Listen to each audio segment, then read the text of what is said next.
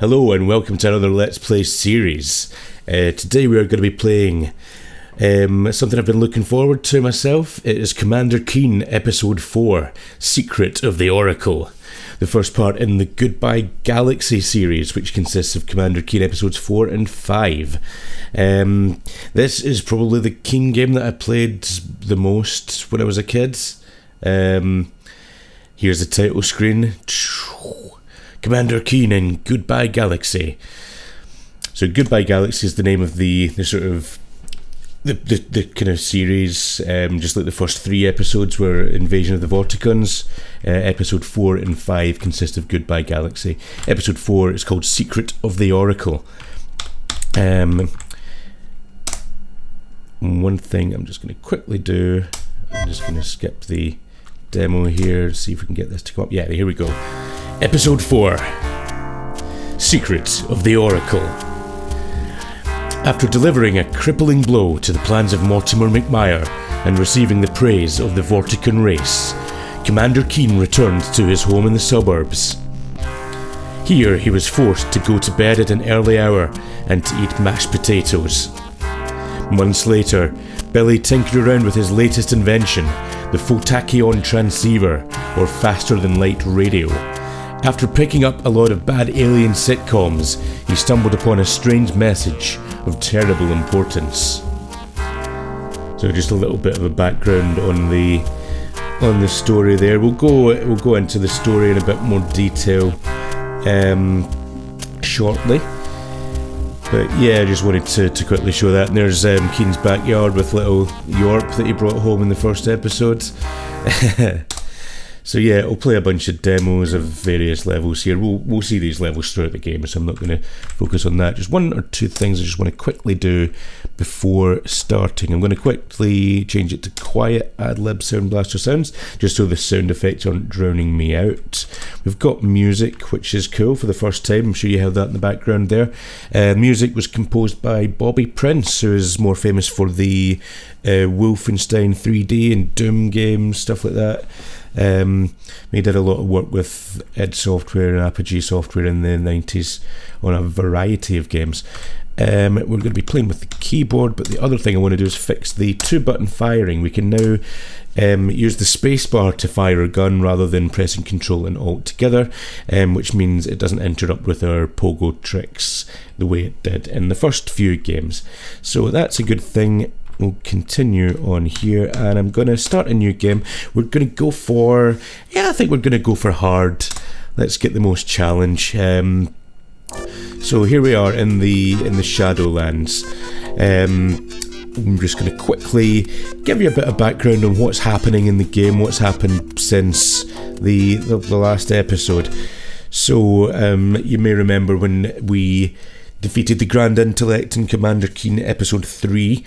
It turned out to be Commander Keen's nemesis, Mortimer McMire, who had taken control of the Vorticon race, but we defeated him and saved the Vorticons and prevented the universe from being taken over and stuff like that.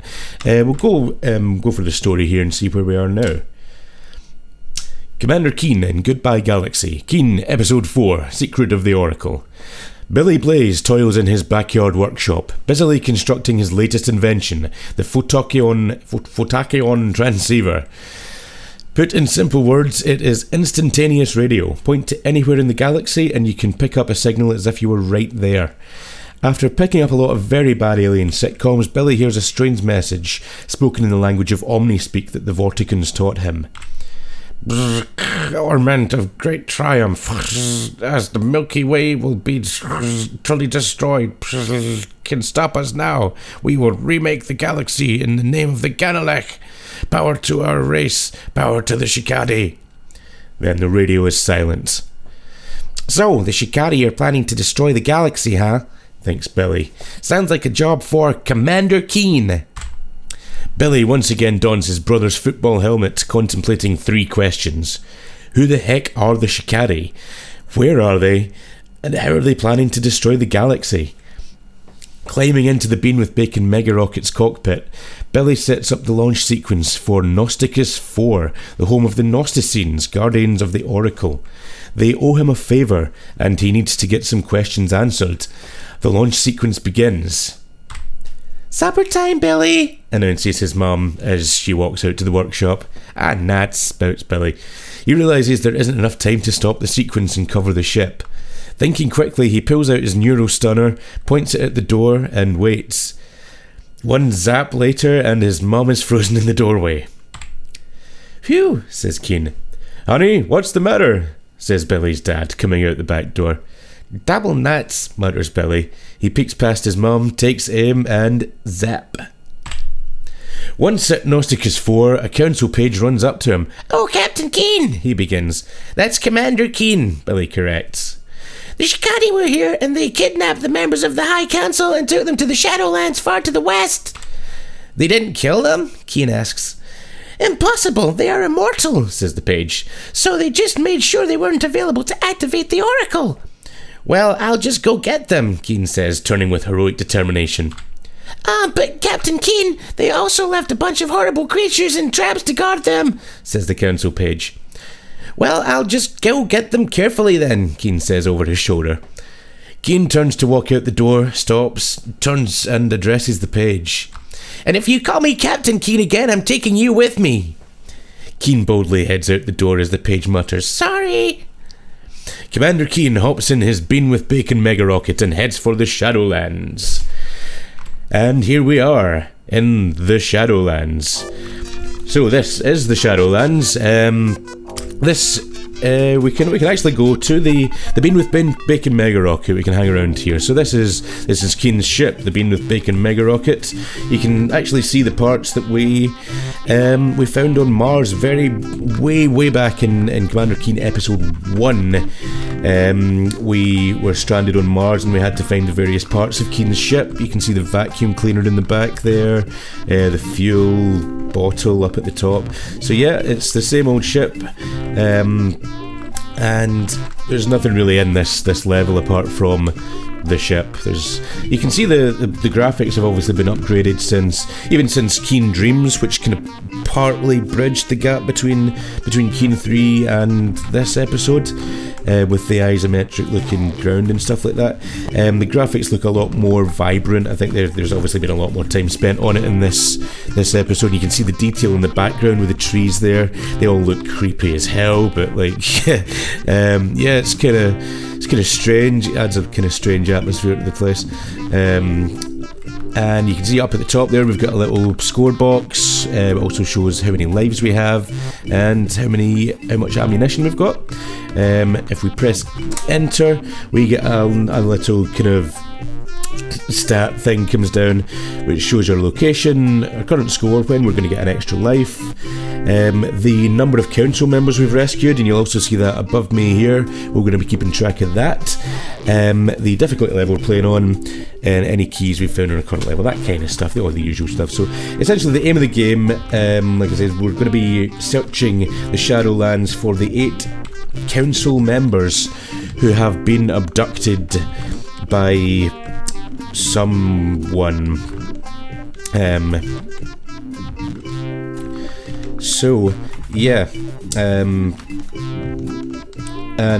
we have a problem with the Shikadi, who are apparently intent on destroying the universe. They seem to be behind the council elders being abducted and hidden away from me. I'm not sure. Apparently these guys owe Keen a favour. I guess they're going to be able to tell him where to find the Shikari, or something like that. So yeah, it's been a long time since I've played through this game, and I don't think I've ever completed the game on hard, so expect a lot of save game abuse, basically. I've got a feeling this is going to be quite tricky in parts, and I'm probably going to be pretty rusty at some bits. But yeah, let's without further ado, let's move on. We'll quickly do the first level just before we wrap up this video. So, one moment. Keen makes a run for the border village. Okay, so here we have, as you can see, we've got like they've made the slopes and stuff look a lot better than they did in Keen Dreams. You can seamlessly run up and down hills, which was kind of a neat thing back when this game came out. I mean, it was very unusual to have like kind of smooth sloping terrain like that as well. This is a bounder, I think. They're harmless, they'll just shove you around. You can jump on top of them. You can actually steer them a little bit by stepping to the left or right of their... didn't quite work there. Yeah, if you kind of stand yourself on the left, you'll go to the left. If you stand yourself on the right, it'll go to the right. This is one of these slug dudes that seems to live in this place. They'll drop like poison slime on the ground, which gets in the way and causes all kinds of problems. And whoa, that would be a lick, I think. I'm not going to waste ammo on him since he's jumped down there. They don't actually hurt you directly, those guys. You can touch them without dying, but they will shoot fire at you. The slugs, on the other hand, will kill you if you touch them. Whoa! Right, Mr. Bounder kind of got in my way there. I'm going to see if we can drop this guy down in the spikes with his friend there. Yeah, there we go. That just means we don't have to waste ammo on getting rid of them, basically. And as usual, we've got plenty of items to collect for points, all that kind of stuff. The little teardrop things that you can see dotted around the place, those are life water drops. If you collect 100 of them, you'll get an extra life, and that sign there is pointing towards the exit of the level. Before we go there, though, we're gonna just explore a little bit more, because there is actually a pretty cool secret in the very first level that is something you're gonna want to do.